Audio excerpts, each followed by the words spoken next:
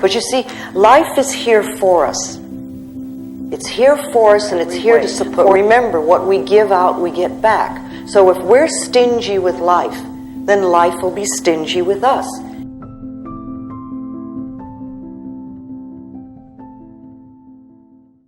Everything in your life that you like and it comes to you is because you have a program to support that.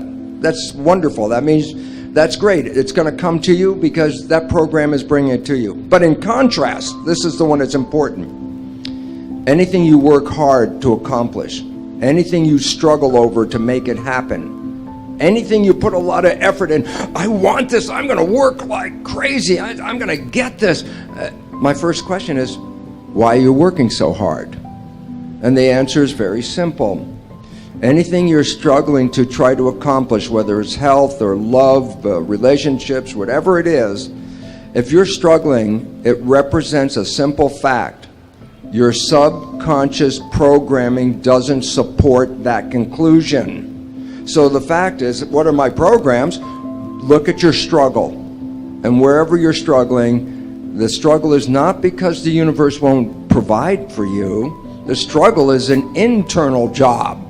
The struggle is you're trying to overcome previous programming that prevents you to go to that destination. So the wonderful part about this understanding is you don't have to review your life. You can look right now at this one moment, just look in your head and say, what are the things that I keep trying to get and they seem to be elusive? I can't get them. They're always out of reach. I say, the universe is not holding back. It's your own invisible subconscious behavior. And once you understand where the issues are and you start to really focus on the point that it's not the universe that's providing the trouble, it's myself, you have the first inclination, the first idea, the first understanding of how to change your life, because now you know exactly what issue is confronting you. And again, if you understand it's an internal issue, then you, and this is the most important part, otherwise this would be the worst seminar you ever heard. The most important part is this: you can change the programming. You can rewrite your subconscious programs. And why is that relevant? If you took the wishes and desires of the conscious mind and used that as a program to put the beliefs into the subconscious mind, it's the most exciting and liberating thing you can ever do in your life. You know why? Because once it's in the subconscious program, 95% of the day, without you even thinking about it, your mind will take you to that direction. And that is your freedom. Well, a habit is a redundant set of automatic, unconscious thoughts, behaviors, and emotions that's acquired through repetition. A habit is when you've done something so many times that your body now knows how to do it better than your mind. So if you think about it, people wake up in the morning, they begin to think about their problems.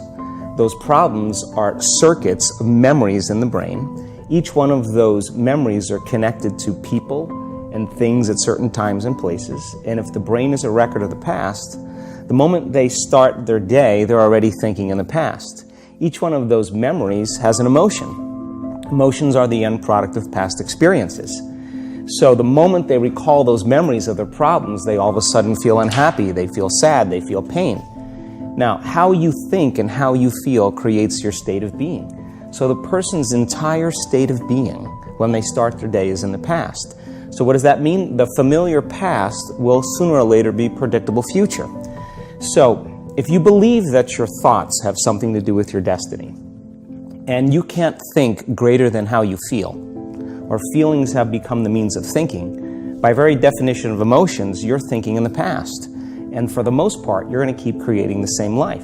So then people grab their cell phone, they check their WhatsApp, they check their text, they check their emails, they check Facebook, they take a picture of their feet, they post it on Facebook, they tweet something, they do Instagram, they check the news, and now they feel really connected to everything that's known in their life.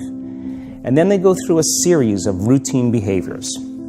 They get out of bed on the same side, they go to the toilet, they get a cup of coffee, they take a shower, they get dressed, they drive to work the same way, they do the same things, they see the same people, they push the same emotional buttons, and that becomes the routine, and it becomes like a program.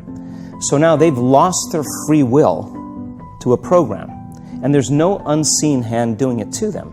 So when it comes time to change, the redundancy of that cycle becomes a subconscious program. So now 95% of who we are by the time we're 35 years old is a memorized set of behaviors, emotional reactions, unconscious habits, hardwired attitudes, beliefs, and perceptions that function like a computer program. So then a person can say with their 5% of their conscious mind, I want to be healthy, I want to be happy, I want to be free. But the body's on a whole different program. So then how do you begin to make those changes? Well, you have to get beyond the analytical mind, because what separates the conscious mind from the subconscious mind is the analytical mind. And that's where meditation comes in, because you can teach people through practice how to change their brainwaves, slow them down. And when they do that properly, they do enter the operating system where they can begin to make some really important changes. So most people then wait for crisis or trauma or disease or diagnosis. They wait for loss, some tragedy to make up their mind to change. And my message is, why wait? And you can learn and change in a state of pain and suffering, or you can learn and change in a state of joy and inspiration. And I think right now, the cool thing is that people are waking up. A very scary situation when you are on one side of the door and your mind is racing, because on the other side of that door, it could be no one. It could be 4 guys with 4 AK-47s. That door you're about to open could be booby-trapped. So once you open it, boom, your legs are gone. So there's 1,000 things you think about when you're the first guy, second guy, third guy, getting ready to go in a room and flood it. And that's why I talk about the warrior mentality. And that's why so many people are lost when I start talking. You have the right. You're lucky that you don't have to think like warriors think. You're very privileged. I chose this world to be a warrior, and I would choose it again if I came back to this world. But the mentality of a warrior is very different than normal mentality. You must be that person on that door, get ready to open it, thinking to yourself, if I die, so be it. The only way you can go in that door is knowing there's a great chance you're going to die. Like being a SEAL, you train with live ammo. You jump out of an airplane. Everything you do, you could die. So to be a warrior, why people don't understand me, I'm glad you don't understand me. Merry Christmas, good on you. Because being a warrior takes a whole different mindset. A whole different mindset to know that there's a great chance I may not be in the military. Like I was in for 21 years. I'm lucky. I'm very lucky that I'm alive, able to talk to you, able to still run. But when you sign up on that dotted line to be like a SEAL, your mentality changes. I may not live. You got to accept that. And that's the mentality you have. And that's what makes you a warrior. If you're scared to die, you're a bad warrior. So an ideal life for me is a life, and this applies to a company, an organization, an institution for me, is an ideal life is when we all have a head, a heart, and a hand. All 3 elements together, working in alignment. Without one or the other, we start to lose something. If you only have a head and a heart, you'll find that life is stable. And define each of those. Yeah, sure. So a head is the clarity of vision, what you want, knowing what you want, the way you picture life, and being able to navigate and make the decisions to get there. That's a good head. A good heart is being able to understand what your intuition and heart wants, being able to connect and tap into that understanding deeper and beyond the vision you may have painted for yourself. So I often say to people that you'll get to where you want in life, just not in the way you imagined. And that's because the path that's paved up and down is far different to the path we paved. So you can have a great head and a great vision and a great mission and know where you want to go, but if your heart's not able to have that resilience and be able to adapt and have compassion and care and all of that, then you're not going to be able to make the toughest decisions without your heart. But to be able to realize that we need to care and be sustainable and long-lasting requires a heart. And a hand is that service, wanting to pass that on, that which you have, wanting to give it forward, pay it forward. The idea of serving with what you have. I often say to people, your passion is for you, your purpose is for others. Your passion makes you happy, But when you use your passion to make a difference in someone else's life, that's a service, that's a purpose, and that's the hand. I'm going to give you Mark Cuban rule number 1. And whenever you forget this rule, you're already out of business. In every business, sales cures all. Has anybody ever heard of a business that had 0 sales that was successful? Doesn't happen. Yet, a lot of people start their business thinking, I have a great idea. I'm going to do this. This is amazing. I'm going to go raise money. I just sold this idea. And then it comes back and it's like, okay, you got to sell that product or you got to sell that service. That's the first and main key to a successful business. What's the constant in life? Because we're just here on this planet to go through that cycle, and I go like, that's a waste of time. It really is. So what's the constant in life? What is it in life that doesn't change? And I wanted to find that. And that was really the quest of my spiritual path. Here's the 2 challenges of life. Number 1, the development of our full potential. That's challenge number 1. Challenge number 2 is the wise use of all our resources. That sums up life in general.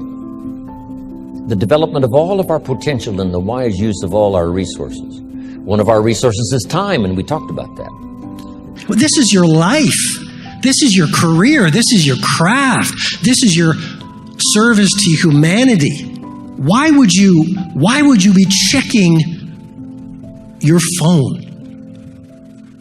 And if you look at a victim, if you look at most people on the planet, they're literally hooked to a white screen. They are wasting their human potential, hooked into some social platform that is creating empires for other people. The day you got the diploma, you just got recognized for the success that you already were. Now that's very essential, because so many times people have a tendency to devalue the moment, today. What they do is they greatly value the destination. And so they kind of talk about, well, when I get there, or if I arrive there, or when I do that, or when I accomplish this. And they don't understand that success is a daily thing. And I'm here to share with you that the secret of success is determined by your daily agenda. We also have to play the infinite game. It's not about being ranked number 1. It's not about having more followers on Twitter than your friends. It's not about outdoing anyone. It's about how to outdo yourself. It's not about selling more books or getting more TED views than somebody else. It's about how to make sure that the work that you're producing is better than the work you produced before. You are your competition. And that is what ensures you stay in the game the longest. And that is what ensures you find joy.